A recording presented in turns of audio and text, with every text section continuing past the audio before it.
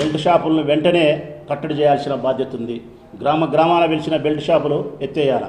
జగన్మోహన్ రెడ్డి గారి ప్రభుత్వంలో, మా ప్రభుత్వంలో ఒక్క బెల్ట్ షాప్ లేదు. మా ప్రభుత్వంలో 24 గంటలు మద్యం దొరికేది కాదు. ప్రభుత్వం చేత విక్రయిస్తున్నారు కాబట్టి ఉదయం 10 నుంచి సాయంకాలం 8 వరకు 9 వరకు చెప్పిన సమయం వరకే మద్యం విక్రయించేవారు. బ్రాండీ షాపులలో మద్యం తాగేవారు కాదు. బహిరంగ ప్రదేశాలలో మద్యం తాగేవారు కాదు. బెల్ట్ షాపులు ఉండేవి కాదు. ఎంఆర్పి ధరల కంటే మించి రాగినాయ పైసా ఎక్కువ కమ్మలే. ఇప్పుడు విపరీతంగా బెల్ట్ షాపులు ఉన్నాయి. ఏడబడితే ఆడ మందు తాగుతున్నారు, బహిరంగ ప్రదేశాలు తాగుతున్నారు, బ్రాండీ షాపుల్లో తాగుతున్నారు, పక్కన రూములు తీసుకుని తాపుతూ ఉన్నారు. లేకపోతే ఎంఆర్పి ధరలు మించి తాపుతారు, కల్తీ విస్కీ అమ్ముతారు.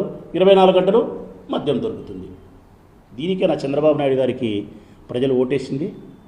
దీనికేనా పేదరికంలో ఉండే కుటుంబాలు, మధ్యతరగతి సంబంధించిన కుటుంబాలు అన్నీ కూడా చంద్రబాబు నాయుడు గారికి ఓటేసి 164 సీట్లనిచ్చి మమ్మల్ని 11 సీట్లకే పరిమితం చేసి నేను గెలిపించి ఇంత అఖండమైన అపూర్వమైనటువంటి విజయాన్ని గతంలో ఎప్పుడే కానీ చరిత్రలో నీకు ఇంత విజయాన్ని ఇచ్చింది నీ నుంచి వాళ్ళు మంచి పాలన ఆశించి, నీ నుంచి మంచి ప్రభుత్వాన్ని, మంచి పాలనను, మంచి సంస్కరణను ఇచ్చిన మాట నిలబెట్టుకొని మంచి చేస్తావనే నమ్మకం చేతనో, ఆశ చేతనో, నీ మాటలకు కైపై ప్రలోభపడో వాళ్ళు నీకు ఓటేసినారు.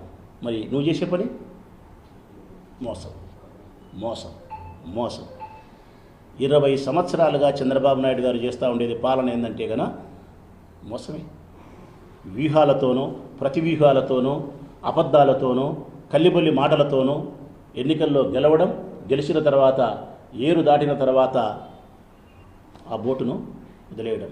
ముందైతే మాత్రం ఓ బోటు మల్లన్న, ఏరు దాటిన తర్వాత పోరా బోడి మల్లన్న అనే సామెతలో ఈ పాలన జరుగుతూ ఉంది. దయచేసి